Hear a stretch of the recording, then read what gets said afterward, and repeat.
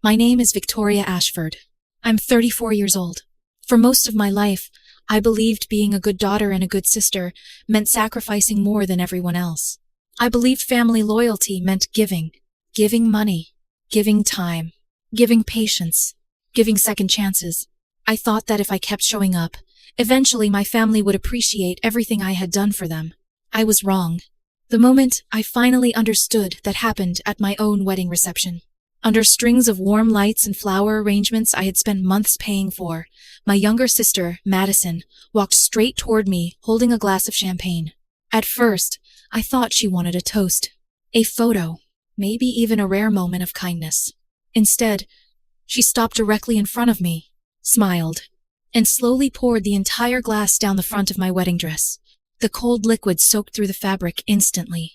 For one stunned second, the entire room froze. Then Madison laughed. Not loudly, not hysterically, just enough for everyone nearby to hear. "Now you finally look expensive." The words sliced through the reception like broken glass. Guests stared. Whispers spread across the room. A few phones immediately appeared. I could see people recording. What shocked me even more was what happened next. My mother gasped, then hurried to Madison.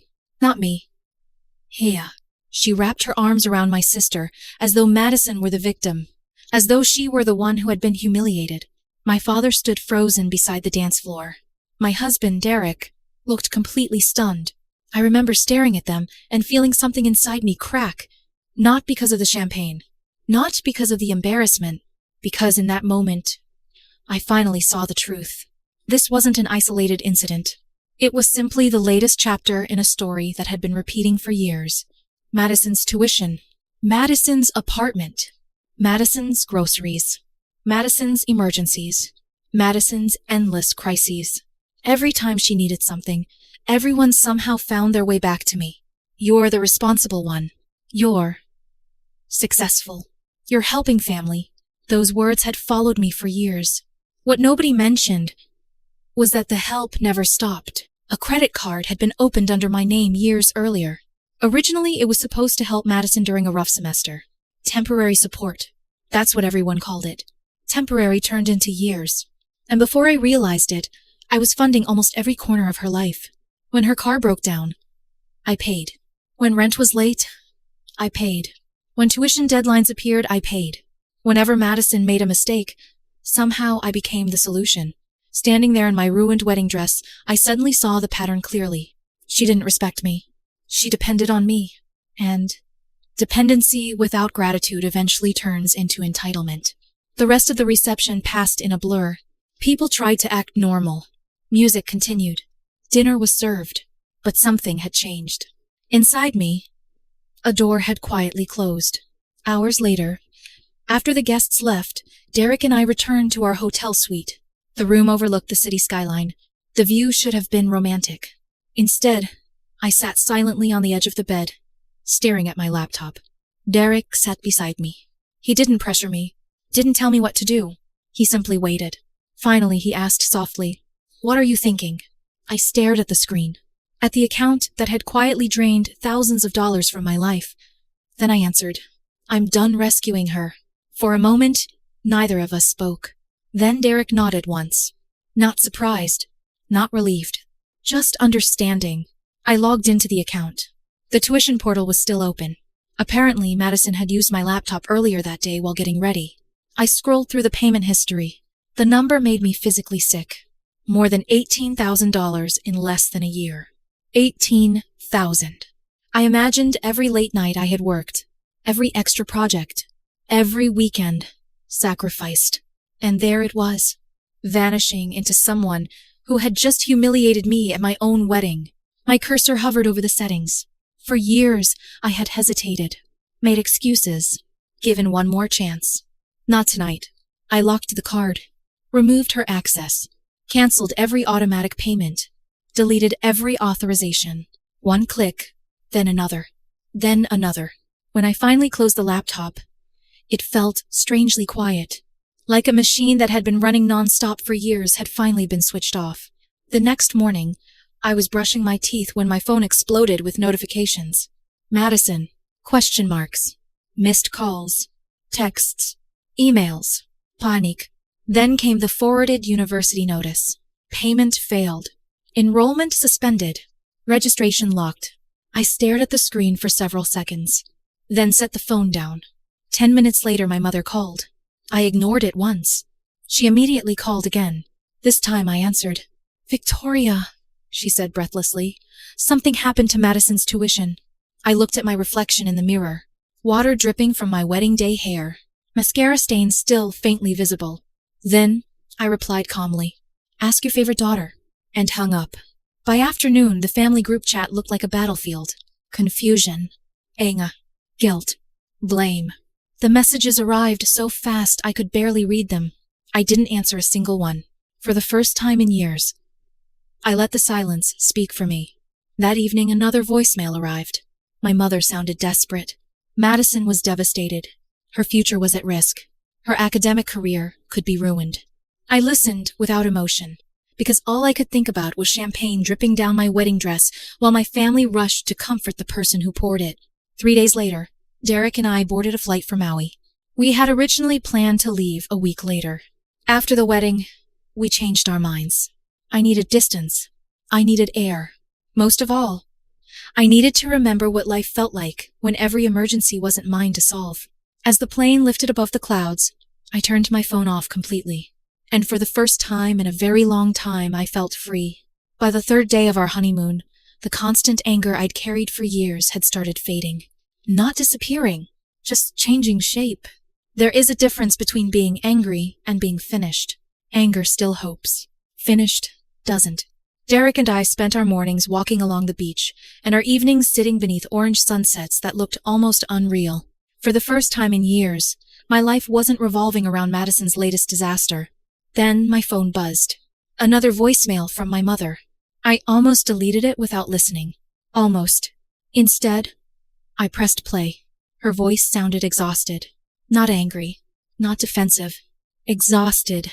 "Victoria, we don't have the money." I stared out at the ocean. She continued. "Madison's next tuition deadline is coming.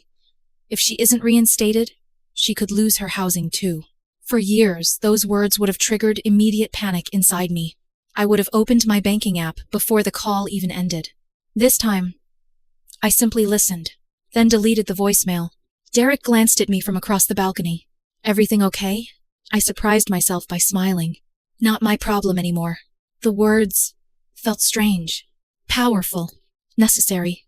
Over the next 2 days, the messages multiplied. Madison texted, called, emailed, sent voice notes. One moment, she was sobbing. The next, she was furious. Then sobbing again. Her story kept changing. But the conclusion was always the same. This was somehow my fault. According to Madison, I had blindsided her. I was petty, cruel, vindictive. Apparently, the woman who poured champagne on her sister at her wedding was somehow the injured party. Classic Madison. Every disaster in her life came with a villain. And when she couldn't find one, she created one. On the 5th day of our trip, Derek handed me his phone during breakfast. "You should probably see this." It was an email from Madison's university. Apparently, she had marched into the financial office demanding exceptions, claiming her financial sponsor had abandoned her, claiming she'd been betrayed, claiming she deserved special consideration. The university had refused. The message was professional, but firm. Full payment within 48 hours, or enrollment would be terminated. Housing would be revoked. Academic leave would begin immediately. I read it twice, then handed the phone back. A strange calm settled over me. Not satisfaction, not revenge, just inevitability. This wasn't happening because I punished her. This was happening because she had built her life on a foundation she never intended to support herself. That evening, my father called. Not my mother, not Madison, just Dad. The moment I answered, I noticed something different. His voice sounded smaller somehow. "Older. Victoria." I waited. Several seconds passed. Then he quietly said something I never expected to hear. "We were wrong." I closed my eyes. He continued, "We should have stopped this years ago." For a moment, I couldn't speak. Those words had lived inside my head for years. I'd imagined hearing them hundreds of times. Yet now that they were finally real, I didn't feel victorious, only sad. Then came the request. A predictable one. Could you help with one final payment? There it was. The old pattern trying to survive. Dad hurried on. Just enough to keep her enrolled. She says she'll pay it back. She's applying for scholarships. I looked toward the ocean, then quietly answered. No. Silence. A long one. Finally, Dad sighed. Okay. No argument. No guilt. No lecture. Just acceptance. Then he added something else. I'm sorry. When the call ended, I sat motionless for several minutes. Because for the first time in my life, my father had apologized without immediately asking me to forgive someone else. A week later, Derek and I returned home.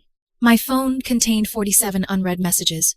Most were from Madison, a few from Mom, others from relatives who had heard distorted versions of the story. Apparently, Madison had launched a full-scale sympathy campaign. According to her version of events, she'd made an innocent joke. I'd responded by financially destroying her future. The champagne incident had mysteriously vanished from her narrative. So had years of support. Friends began contacting me. Cousins reached out. An aunt from Florida informed me that family should forgive. I wondered if she'd still feel that way if someone had publicly humiliated her at her own wedding. Then I discovered something even more ridiculous. A post online. Anonymous. At least supposedly anonymous. The details were unmistakable. A bride. A wedding. A tuition cut off. A cruel older sister. Thousands of comments poured in, most supporting the victim. The victim being Madison. I almost laughed. Some people spend their entire lives managing reality. Madison preferred managing perception. If she couldn't control events, she'd control the story. Or at least try. The following week, everything collapsed. The payment deadline expired. The university followed through. Enrollment terminated. Financial aid frozen. Student housing revoked. Madison officially lost her place at school. My mother called that night. This time, she wasn't defending anyone. She sounded defeated. She's home. I said nothing. Mom continued. She won't talk to us. Another pause. Then quietly, I think we've enabled her. There it was. The truth. Finally spoken aloud. I leaned back in my chair. For years, I'd waited for someone else to see what I saw. Now they couldn't avoid it anymore. What happens now? I asked. Mom released a tired breath. We told her to get a job. I nearly dropped my phone. Ayob. The very word had once triggered arguments. Excuses. Tears. Now my parents were saying it themselves. Apparently Madison had reacted exactly as expected. Screaming. Accusing. Blaming. Throwing things. Claiming everyone had turned against her. Claiming I'd poisoned the family. Claiming she was being persecuted. Nothing new. Just louder. The following weeks became a masterclass in consequences. Madison refused to get out of bed before noon. Refused to clean. Refused to help around the house.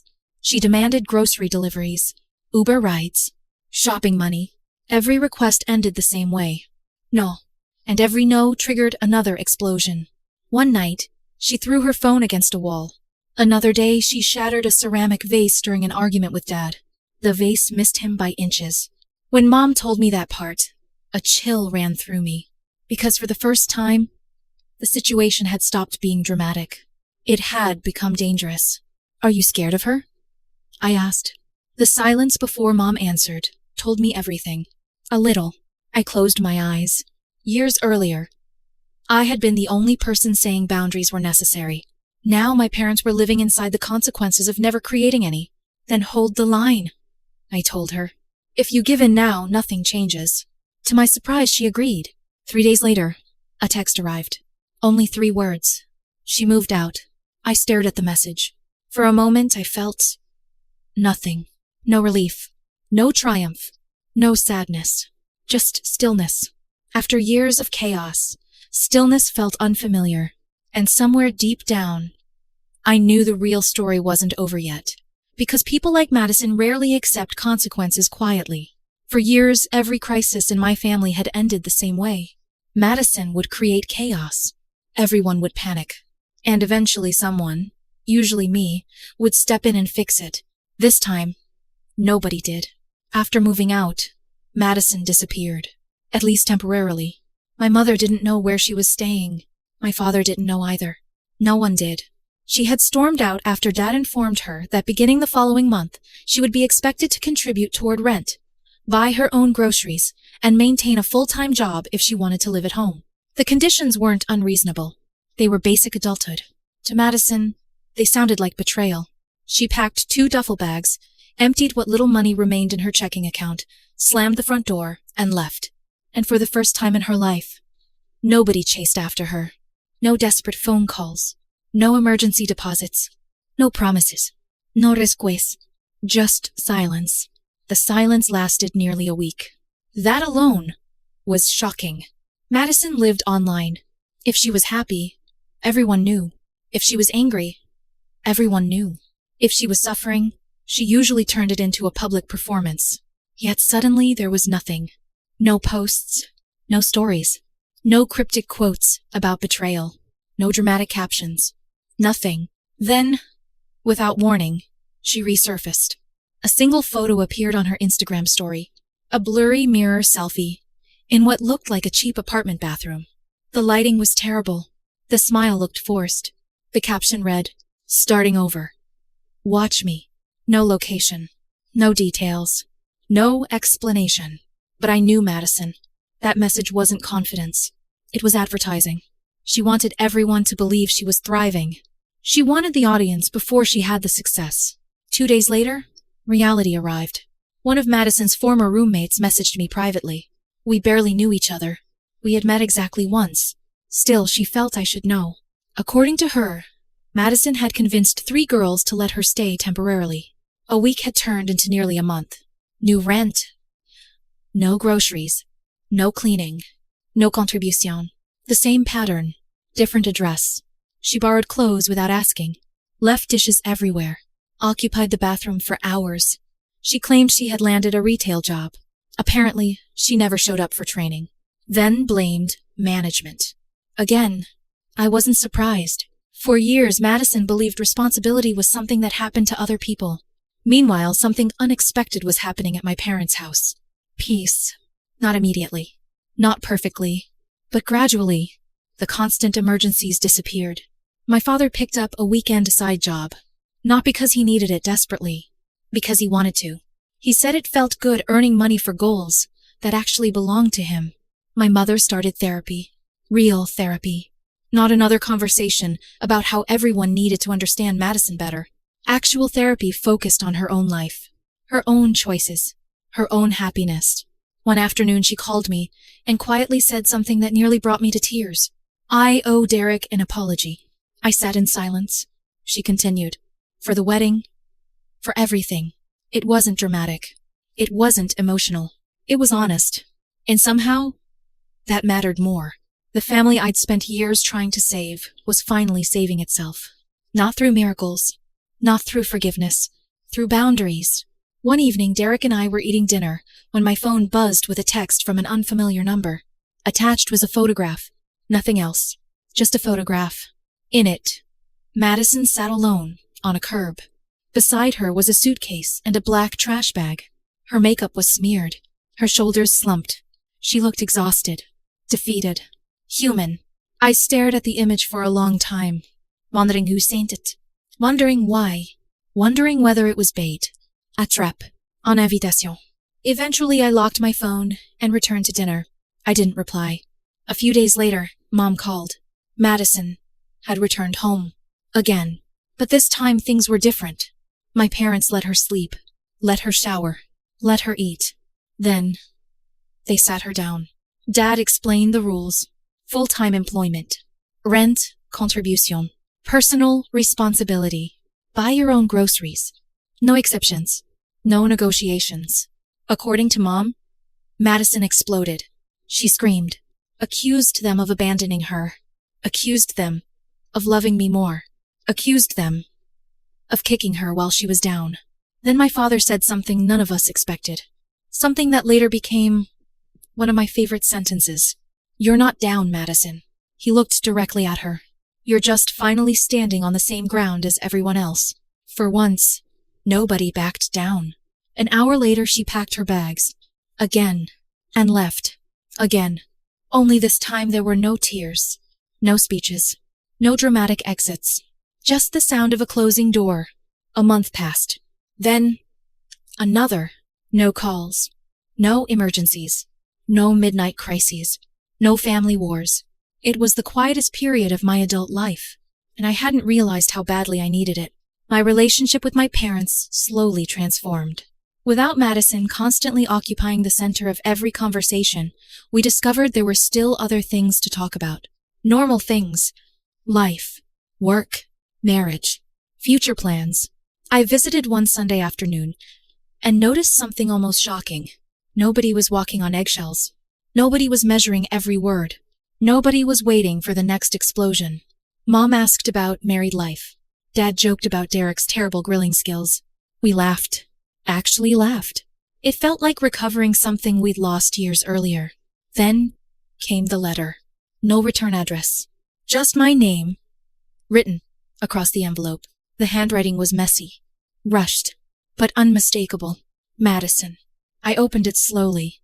4 handwritten pages. For a moment I considered throwing it away unread. Instead, I sat at the kitchen table and began reading. The letter wasn't exactly an apology, at least not in the traditional sense. She didn't directly apologize for the champagne, or the wedding, or the years of manipulation.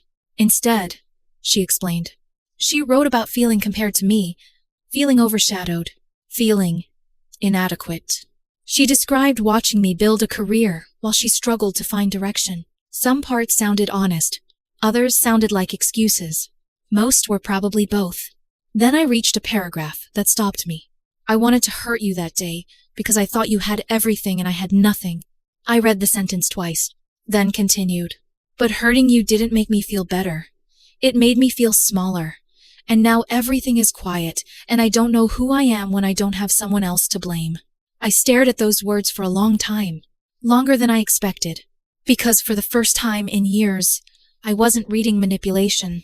I was reading confusion, maybe even truth. Not complete truth, but enough. I folded the pages carefully, slid them back into the envelope, and placed the letter inside a drawer. Not because I forgave her, not because everything was fixed, because it felt finished. Like the final chapter of a story that had stretched across most of my adult life. Months have passed since then. I haven't spoken to Madison. A mutual acquaintance told me she's still drifting between temporary jobs, still chasing opportunities that never quite materialize, still searching for something. Maybe purpose, maybe identity, maybe herself. I honestly don't know. And for the first time, I don't feel responsible for finding out. I have my own life now, my own marriage, my own peace. The constant noise is gone. The endless emergencies are gone. The guilt is gone. What's left is something I spent years earning and never knew I deserved.